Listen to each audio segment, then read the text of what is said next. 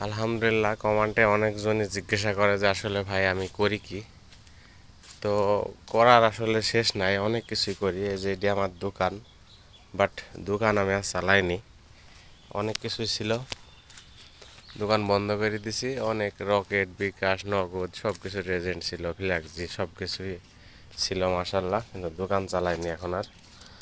দোকানের মধ্যে কি কি আছে না আছে আজকে আপনাদেরকে দেখাবো, আসলে কিসের দোকান ছিল। দোকানটাকে খুলি। বর্তমানে দোকানটা পরিত্যক্ত অবস্থায় আছে। কেমন কি মাল আছে না আছে, কি মাল বেচতাম এটা আপনারা দেখেন।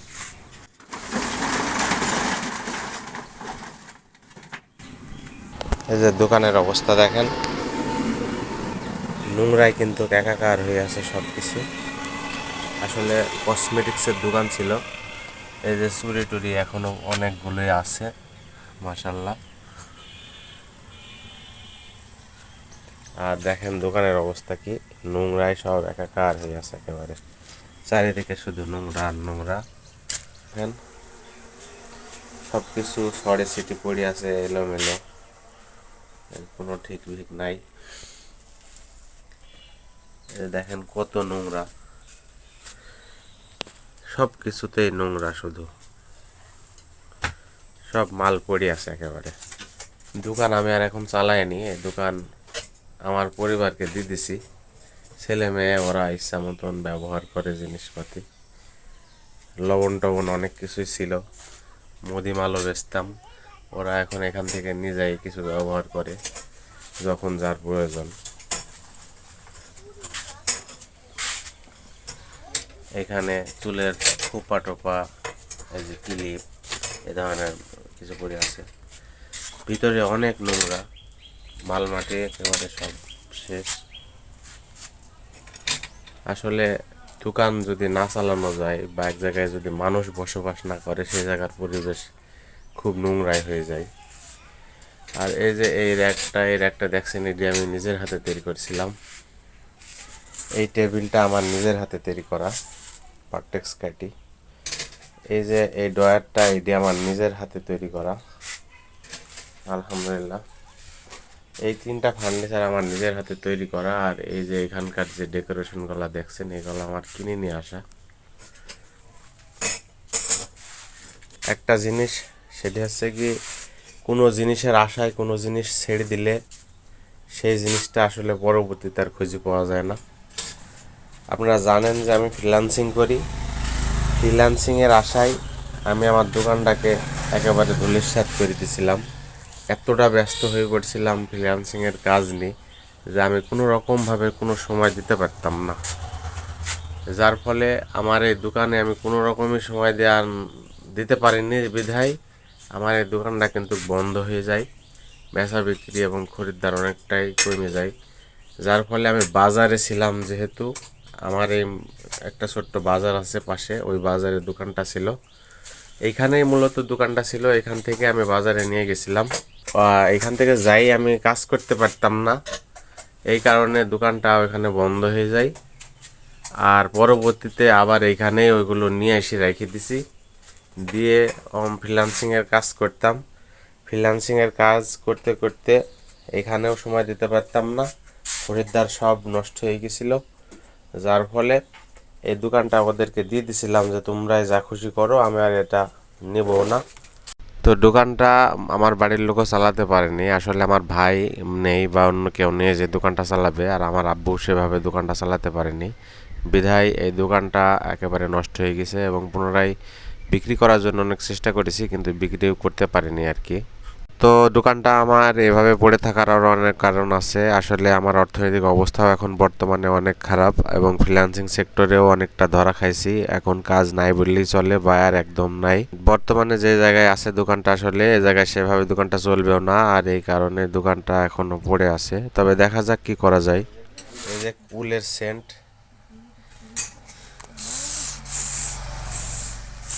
অনেক সেন্ট আছে মাশাআল্লাহ। দোকানের অবস্থা আমার এরকম ছিল না, এর থেকে অনেক ভালো ছিল। আসলে ধান্দা খুব বেশি করা যাবে না, করা যাবে তবে সামঞ্জস্যর ভিতরে থাকতে হবে। এই প্রতিষ্ঠানটা এমন একটা পর্যায়ে পৌঁছে গেছিল, আসলে ফ্রিল্যান্সিং করতে করতে এইখানে সময় দিতে একদম পারিনি। ওইখানে এমন পরিমাণ ব্যস্ত হয়ে কাজ করেছি কিছু কয়েক বছর যে আমি ভাত খাওয়ারও সময় পাইনি। আপনাদের আপু আমাকে মুখে তুলি ভাত খাওয়াই দিচ্ছে টেবিলে, আমি কাজ করেছি এক হাতে আর ও আমাকে খাওয়াই দিচ্ছে, এরকম সময়ও গেছে আমার। কিন্তু বিষয় হচ্ছে যেটা করছি, যে ভাবছিলাম যে ওইডি আমি হচ্ছে গিয়ে সব কিছু আমার আমার আর কিছু লাগবে না, কিন্তু এদানে আসি ফ্রিল্যান্সিং সেক্টরটা আমার জন্য একটু টাফ হয়ে গেছিলো। পরে বায়ার খুঁজে পাওয়ার জন্য যে বায়ারগুলো আসছিল তারা আমাকে সেভাবে কাজ আর সেরকম খুঁজে পেলাম না। মানে মার্কেট প্লেসের বাইরে আমি কাজ করতাম, মার্কেট প্লেসেও লেভেল 1 সেলার, বাট মার্কেট প্লেসের বাইরে আমি আর বায়ার খুঁজে পেলাম না। আমার ওইখান থেকে আস্তে আস্তে একটু অবনতি শুরু হলো, এবং অবনতি শুরু হওয়ার পরে তখন ফিল করতে পারলাম যে আমার দোকানটাও নষ্ট করলাম, আবার হচ্ছে কি এখানেও আস্তে আস্তে ভবিষ্যৎ খারাপ।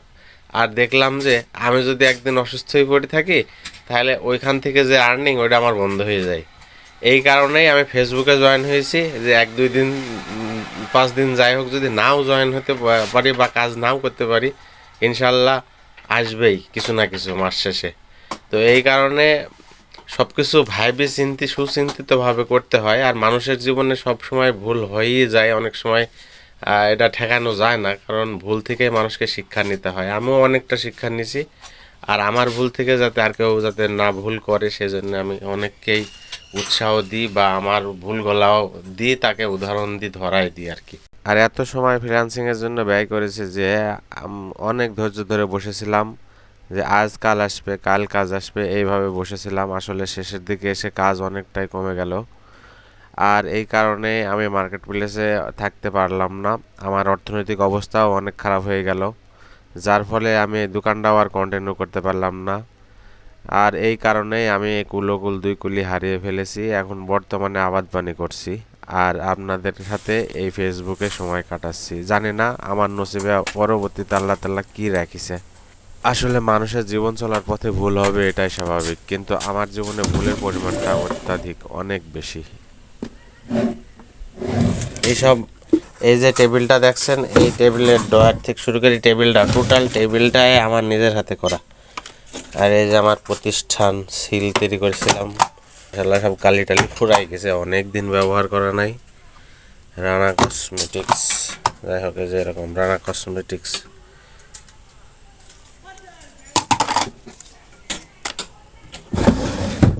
আপনাদের আপু তো লাগাতার চুরি চেক করে চলেছে, কোন চুরিটা তার হাতে লাগে।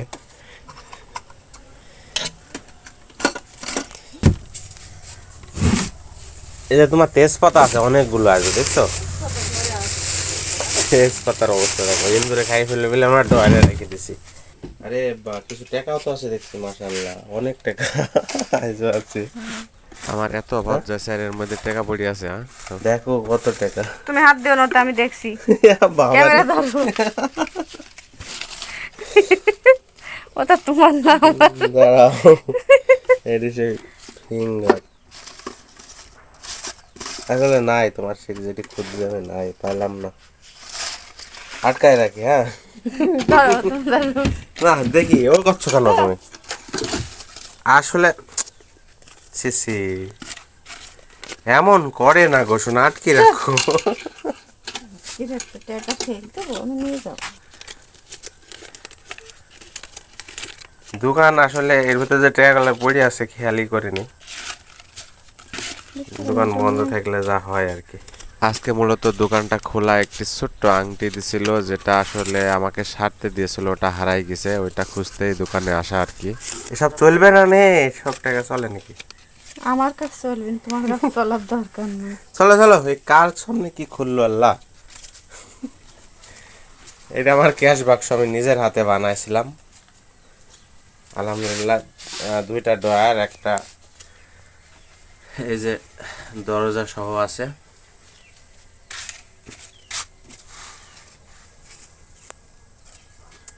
মেলা টাকা তো হয়ে গেল দেখছি তোমার, মনে আছে?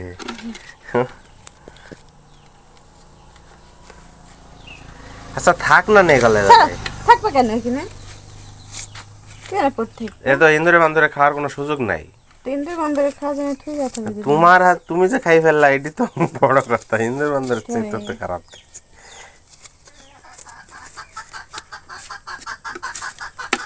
এই 2 টাকা গুলা ফকিরকে ভিক্ষি দেওয়া হবে। বাহ, তুমি তো এক ফকির, আবার আর এক ফকির কি দেবা? আরে ফকিরকে ভিক্ষি দেয় বুঝেছো? আচ্ছা আচ্ছা।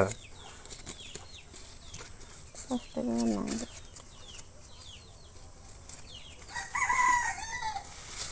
আচ্ছা 2 টাকা 4 টাকা থাক, দোকানদার একটা তুমি সব গুছিয়ে নিয়ে চলে যাচ্ছ। এই যে আমার পেওনিয়ার থেকে এরা পাঠাইছিল return address, Payoneer Birmingham UK. এই যে পেওনিয়ার থেকে কার্ড দিছিল আমাকে, মাস্টার কার্ড।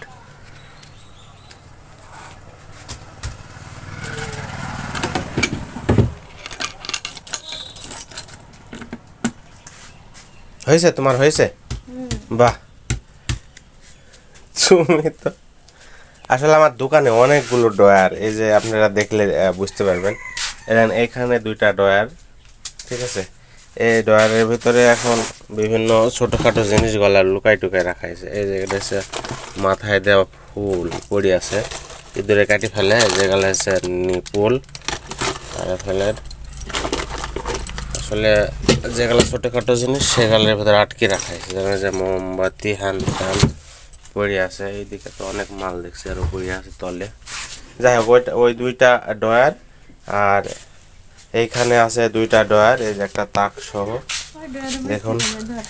এইখানে আবার 2টা ড্রয়ার আমি নিজে বানিয়েছি, ঠিক আছে, জিনিস। আর দেখুন এই যে এইখানে আবার 2টা ড্রয়ার, ঠিক আছে, নিচে একটা তাক সহ। তো অনেকগুলো ড্রয়ার আর কি, সব মিলে কটা হলো গো, 2 4 6 8টা ড্রয়ার এই দোকানের ভিতরে। কোন ড্রয়ারের মধ্যে কি আছে না আছে আমি নিজেও জানি না। তুমি আবার কি খুঁজতে লাগলা? আমার ঘড়ি, সব উটকাটু জিনিস। ঘড়ি আমি কি খুঁজছি তোমার নাই ও সেটা তোমার, ওই সেটি পাবা না নে গো, কোন জায়গায় হারাই গেছে? যেটি খুঁজতে যাই আমার এতগুলো টাকা হারাইলো। আসলে একটা ছোট আংটি ছিল স্বর্ণের, ওই আংটিটা ও আমাকে সাজতে দিছিল অনেক আগে। হঠাৎ ওর মনে পড়েছে যে আমি তোমাকে একটা আংটি দিছিলাম, সেই আংটিটা তুমি কই রাখছো, কিন্তু আমি আসলে বলতে পারছি না সেভাবে। তো ওকে বললাম যে হয়তো বা দোকানে থাকাকালে তুমি দিছিলা, আমার মনে হয় দোকানে কোনো ড্রয়ারে আছে। অনেক তল্লাশ করলাম, আসলে কোনো জায়গায় পাইলাম না, হারাই গেছে এই আর কি। এডি খুললা না, এডি খুলে দেখলা না? এর তলে কিছু নাই গো, এর তলে কিছু নাই।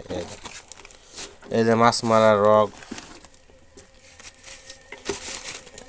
এ নাই, হুইল সাবান না,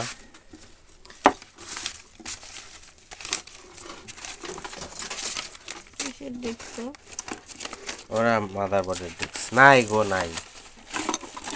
মনে করো এটা হারাই গেছে, ঠিক আছে। ওই কলম নিবি? ওরে বাবারে, জেল পেন নিবে, ড্রয়িং জেল পেন নাই আমার কাছে, ফুরাই গেছে। না এখানেও নাই, এগুলা সব কালার পেন। এই যে এইটা হলো জেল পেন, এটা কালি আছে কিনা জানি না। দেখো ওইটা তুলো, দেখি খালি হয় না, নোংরা তো। এই যে এটা একটা আছে, ঠিক আছে, গেট নাই নাকি? নাই আছে হেড। এই যে এর ভিতরে বেল্ট কালেকশন আছে। তুমি আবার নিয়ে গেল না, আর এতগুলো টাকা হয়েছে আমি জানতাম না আসলে ডয়ারের ভিতরে পড়ে আছে। ওগুলা প্যাম্পার্স। আবার বাবু টাবু যদি আমাদের কোনোদিন হয় কাজে লাগবে, ঠিক আছে। ইন্দুরা খায় না কেন? ইন্দুরে খাবে না, খাবেই তো, এক না খাইলে খাবে। ওই দেখো খাতে শুরু করেছে কিছু কিছু প্রোডাক্ট। আচ্ছা ওই যে ছিল, তুড়া ছিল, চান্দির মতো একটা এক ধরনের তুড়া ছিল না, ওগুলা কোন জায়গা আছে বলতে পারো? আমি আসলে খুঁজে পাবো না। ও আচ্ছা আচ্ছা। এই যে দেখুন, আসলে এই তোড়াগুলা খুবই সুন্দর, আমি মাল আনতে যাই নিয়ে এসেছিলাম। এই তোড়াগুলো আমার খুবই পছন্দের একটা তোড়া, বাচ্চাদের জন্য আর কি, বড় মানুষের জন্য না। পায়ে দিলে একেবারে এই যে এমন হবে আর কি।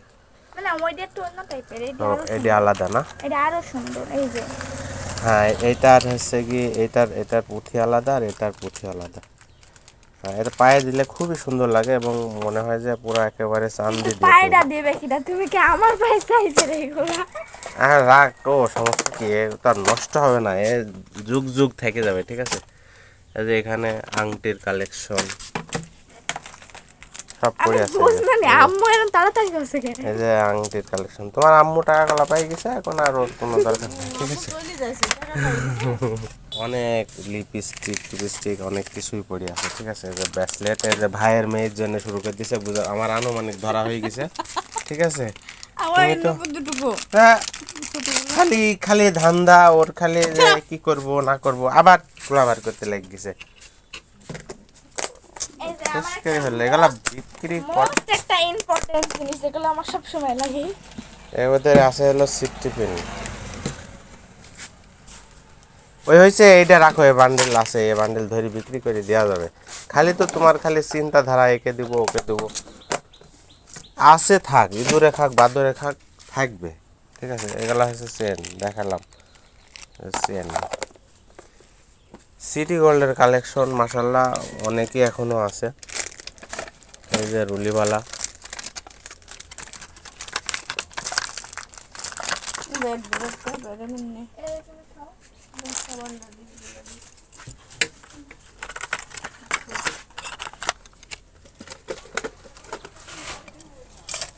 এই যে দুল,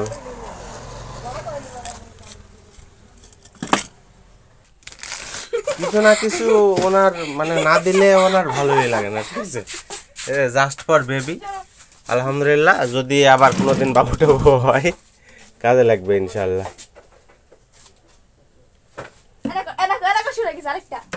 এই শোনো, চলো চলো, কি করে না করে আমার দোকানটা এরকম ছিল না, কিন্তু এর চেয়ে অনেক মাল ছিল, তখন এদের দিয়ে দিয়েছিলাম যে এরা ব্যবহার করবে, কিন্তু ব্যবহার করতে করতে শেষই করে ফেললো একেবারে।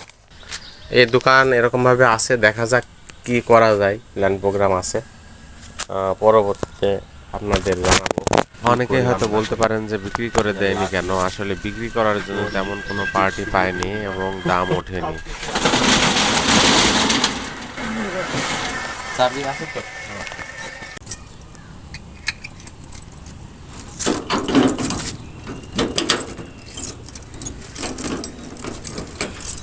দোকান আর এটা পাশে হয়েছে আমার গোডাউন, আর এই পাশে হয়েছে বাড়ি।